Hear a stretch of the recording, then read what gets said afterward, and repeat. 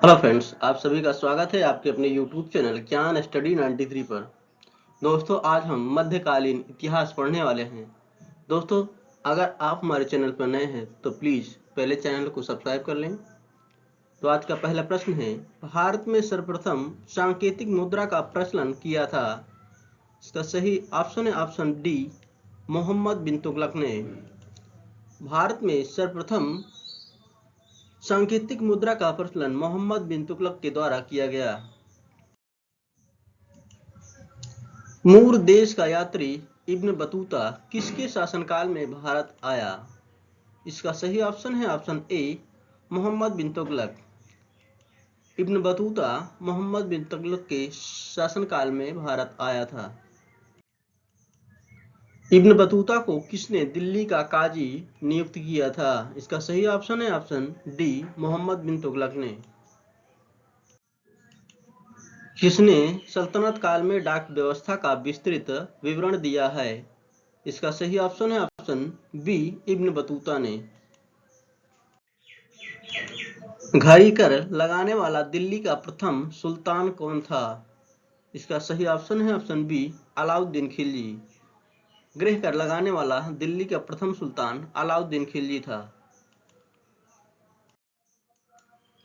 होली त्योहार के सार्वजनिक उत्सव में भाग लेने वाला दिल्ली का प्रथम सुल्तान कौन था? इसका सही ऑप्शन है ऑप्शन बी, मोहम्मद बिन तुगलक। इतिहासकार बदायूनी ने किसकी मृत्यु पर कहा था कि सुल्तान को अपनी प्रजा से और प्रजा को सुल्तान से मुक्ति मिल गई? इसका सही ऑप्शन है ऑप्शन डी, मोहम्मद बिन तुगलक। बेरोजगारों के सहायतार्थ दिल्ली के निम्नलिखित सुल्तानों में से किसने रोजगार कार्यालय की स्थापना की थी? इसका सही ऑप्शन है ऑप्शन डी, फिरोज शाह तुगलक ने।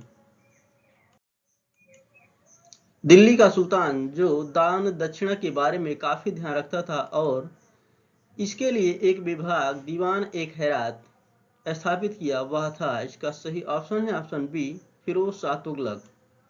फिरोज शाह तुगलक के द्वारा दीवान एक हैरात विभाग की स्थापना की गई थी।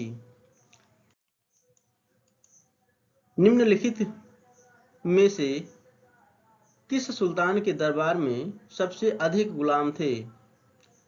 इसका सही ऑप्शन है ऑप्शन सी, फिरोज शाह तुगलक के। फिरोज शाह तुगलक के दरबार में सबसे अधिक गुलाम थे, लगभग 2.5 लाख। सर्वप्रथम लोक निर्माण विभाग की स्थापना की थी। इसका सही ऑप्शन है ऑप्शन डी, फिरोज शाह तुगलक ने। दिल्ली का जो सुल्तान भारत में नहरों के सबसे बड़े जाल का निर्माण करने के लिए प्रसिद्ध है, वह था। इसका सही ऑप्शन है ऑप्शन बी, फिरोज शाह तुगलक।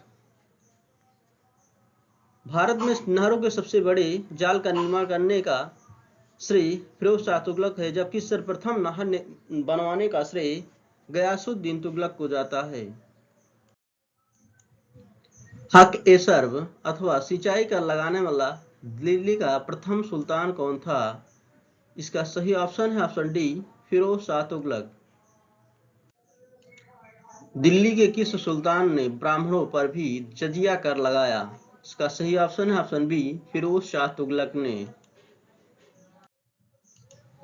निम्नलिखित में से किस सुल्तान ने फलों की गुणवत्ता सुधारने के लिए उपाय किए? इसका सही ऑप्शन है ऑप्शन बी, फिरोज शाह तुगलक। टोपरा तथा मेरठ से 2 अशोक स्तंभ लेख दिल्ली कौन लाया था? इसका सही ऑप्शन है ऑप्शन बी, फिरोज शाह तुगलक। राज्य के खर्च पर हज की व्यवस्था करने वाला पहला भारतीय शासक था। इसका सही विकल्प है विकल्प बी, फिरोज शाह तुगलक। दिल्ली सल्तनत के तुगलक राजवंश का अंतिम शासक निम्नलिखित में से कौन था? इसका सही ऑप्शन है ऑप्शन सी, नासिरुद्दीन महमूद। तैमूर ने किसके शासनकाल में भारत पर आक्रमण किया? इसका सही विकल्प है विकल्प डी, नासिरुद्दीन महमूद के। तैमूर लंग ने नासिरुद्दीन महमूद के शासनकाल में 1398 ईस्वी में भारत पर आक्रमण किया था। तैमूर लंग ने किस वर्ष भारत पर आक्रमण किया? इसका सही विकल्प है विकल्प बी 1398 ईस्वी में। तैमूर के आक्रमण के बाद भारत में किस वंश का राज स्थापित हुआ? सही विकल्प है विकल्प बी सैयद वंश। निम्नलिखित मध्ययुगीन शासकों में से कौन एक उच्च शिक्षित था? इसका सही ऑप्शन है ऑप्शन सी इब्राहिम लोदी। मध्ययुगीन शासकों में सबसे उच्च शिक्षित इब्राहिम लोदी था।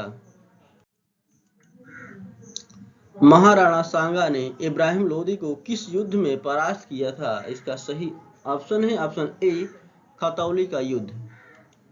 राणा सांगा ने इब्राहिम लोदी को खतौली के युद्ध में परास्त किया था। किस मध्ययुगीन सुल्तान को आगरा शहर की नींव डालने एवं उसे सल्तनत की राजधानी बनाने का श्रेय जाता है? इसका सही विकल्प है विकल्प सी सिकंदर लोदी को। सिकंदर लोदी ने आगरा शहर की स्थापना 1504 ईस्वी में की थी। विजयनगर राज्य की स्थापना की थी। सही विकल्प है विकल्प सी हरिहर और बुक्का ने। विजयनगर की स्थापना हरिहर और बुक्का के द्वारा की गई था 1336 ईस्वी में। अपनी मधुरी विजयम कृत में ही अपने पद की विजय अभियान का वर्णन करने वाली कवित्री थी। सही ऑप्शन है ऑप्शन बी गंगा देवी। विजयनगर के उस पहले शासक की पहचान करें जिसने बहमनियों से गोवा को छीना। इसका सही विकल्प है विकल्प बी हरिहर द्वितीय। विजयनगर के राजा कृष्णदेवराय ने गोलकुंडा का युद्ध किस राजा के साथ लड़ा? इसका सही विकल्प है विकल्प ए कुली कुतुब शाह। कृष्णदेवराय के दरबार में अष्टदिग्गज कौन थे? इसका सही विकल्प है विकल्प बी 8 तेलुगु कवियों का एक समूह। अष्टदिग्गज किस राजा से संबंधित थे? इसका सही विकल्प है विकल्प बी कृष्णदेवराय। प्रसिद्ध विजयनगर शासक कृष्णदेवराय के अधीन किस साहित्य का स्वर्ण युग था? इसका सही विकल्प है विकल्प डी तेलुगु। अब्दुल रज्जाक विजयनगर आया था। इसका सही ऑप्शन है ऑप्शन बी देवराय द्वितीय के राजकाल में। वैदिक ग्रंथों के भाष्यकार सायण को आश्रय प्राप्त था। इसका सही ऑप्शन है ऑप्शन सी विजयनगर राजाओं का। वैदिक ग्रंथों के भाष्यकार सायण को विजयनगर राजाओं का आश्रय प्राप्त था। निम्नलिखित में से किसके राज्य आरोहण को अब 500 वर्ष गुजर गए हैं? सही विकल्प है विकल्प बी कृष्णदेवराय के राज्यारोहण को अब 500 से ऊपर गुजर गए हैं। 1565 में कौन सा प्रसिद्ध युद्ध हुआ था? इसका सही ऑप्शन है ऑप्शन डी तालीकोटा का युद्ध।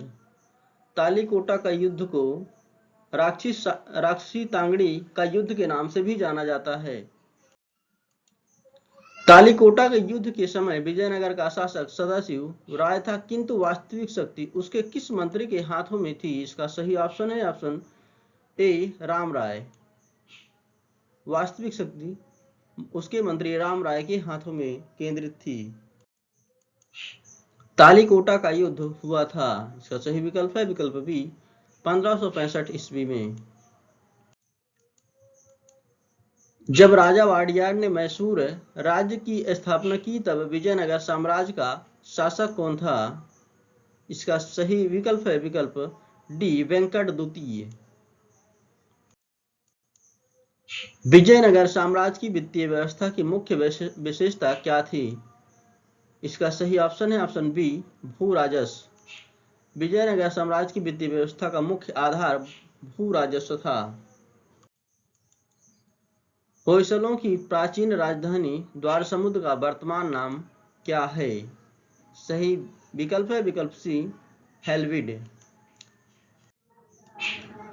निम्नलिखित में से किस स्थान के खंडहर विजयनगर की प्राचीन राजधानी का प्रतिनिधित्व करते हैं? सही विकल्प है विकल्प डी हम्पी।